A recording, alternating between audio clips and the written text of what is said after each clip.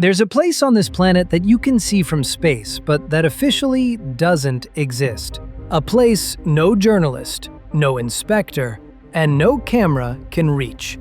A place where people are born prisoners for a crime they never committed, and die there decades later, never once knowing what freedom feels like. I'm talking about North Korea's political prison camps, a system that, according to the United Nations, has no equal in the modern world. And today I'm going to show you what reality looks like for the people who survived it and had the courage to speak out. It's 1982. You're born, but you don't cry for the first time in a hospital. You cry inside a camp surrounded by an electric fence, because 30 years earlier, your grandfather fled south and never came back. Nobody asked if you wanted to be punished for a crime you never committed. You were simply born into a family labeled an enemy of the state, and that alone was enough. This isn't a made-up story. It's the reality of the so-called 3 generations punishment policy that the entire North Korean political camp system, known as kwalliso, is built on. If one family member is branded an enemy of the state, their children and grandchildren serve the sentence too, even if they never did anything wrong. The North Korean government officially denies these camps exist at all. The problem is, you can see them from orbit. Satellite images analyzed by organizations like Amnesty International show sprawling complexes with prisons, mines, farmland, and crematoriums, all surrounded by high-voltage fencing and guard towers every few hundred feet. It's estimated that somewhere between 80,000 and 120,000 people are held in these camps. Nobody knows the exact number, because no outsider is ever allowed in. Everything we know comes from the small handful of people who managed to escape. One of the few people ever born inside a camp who managed to escape is a man named Shin Dong-hyuk. He was born in Camp 14, one of the harshest facilities in the country, and for the first years of his life, he had no idea a different world existed beyond the fence. He described a childhood where he learned that parents weren't people you could trust, but competitors for food. At 12 years old, he reported his own mother and brother to the guards after learning about their escape plan. Not out of malice, but because that's exactly how the system raised him. Informing was drilled into him as the only way to survive one more day. He was then forced to watch their execution. Later, he went through a brutal interrogation for a crime he didn't commit. His connection to his family's escape attempt wasn't treated as innocence, but as suspicion. Guards forced him to confess to something he never actually did, and he carried the physical consequences of that interrogation for the rest of his life.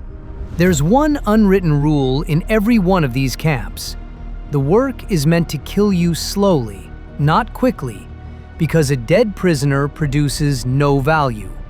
Prisoners work in coal mines, quarries, or fields, often 14 to 16 hours a day, 7 days a week, regardless of age. Food rations amount to a few handfuls of corn and salt a day, just enough to keep someone from dying immediately, but little enough that their body slowly wastes away. Former prisoners describe hunting rats, insects, or undigested seeds in livestock droppings just to survive one more day. And when someone dies of exhaustion right there on the job, according to survivor testimony, it doesn't stop anything. The work just continues, as if nothing happened. Not every camp is the same. Camp 15, known as Yodok, had 2 sections. One for so-called irredeemable prisoners serving life sentences, and another, a so-called revolutionary zone, from which prisoners could theoretically be released after years of re-education. One of the people who went through that zone as a child is Kang Chol-hwan. sent there at age 9 over alleged offenses committed by his grandfather. In his memoir, he described how attendance at executions of rule-breaking prisoners was effectively mandatory for everyone, including children. Guards wanted every single person to remember exactly what awaited anyone who broke the rules. He also described an extremely harsh approach to pregnancy among female prisoners, since reproduction among inmates was considered undesirable. According to his testimony, all of this happened behind walls the outside world knew almost nothing about for decades. In 2014, the UN Commission of Inquiry on North Korea released an extensive report based on testimony from hundreds of witnesses and defectors. The report's conclusion was unambiguous.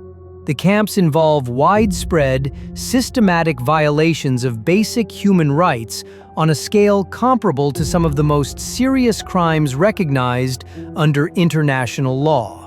The report also stated that the scale and brutality of this system has no equal in the modern world. It's been compared to Nazi and Stalinist-era camps, with one key difference: this system is still running. Right now, while you're watching this video, tens of thousands of people are locked inside these camps. You might be wondering why there isn't more evidence, more photos, more footage of all this. The answer is simple and disturbing at the same time. North Korea is one of the most closed-off countries on Earth. Journalists, UN inspectors, and independent observers have zero access to these areas. All we have are satellite images and testimony from people who risked their families' lives just to speak up. And even for those who manage to escape, the journey doesn't end with freedom. Many of them live in constant fear that the North Korean regime will send agents after them, or that the relatives they left behind will pay with their lives for that escape. Maybe the most disturbing part of all of this isn't even the brutality itself. It's how long this system has persisted without change. Camps like Yodok or Camp 16 have been running for over 6 decades. Children born there in the 1980s now have their own children, born behind that exact same fence. While the world deals with other crises, this particular system of suffering keeps running quietly in the background, virtually unchanged. And the vast majority of people on this planet have no idea something like this even exists. I want to say clearly, before we wrap up, everything discussed in this video is based on real testimony from people who lived through it themselves, and on reports from international organizations. This isn't sensationalism or a spooky story for entertainment. These are real people who, right now, at this exact moment while you're watching this video, are living in conditions most of us can't even fully picture. If this topic interested you, I'd recommend reading the 2014 UN Commission of Inquiry report, or memoirs from people like Shin Dong-hyuk and Kang Chol-hwan.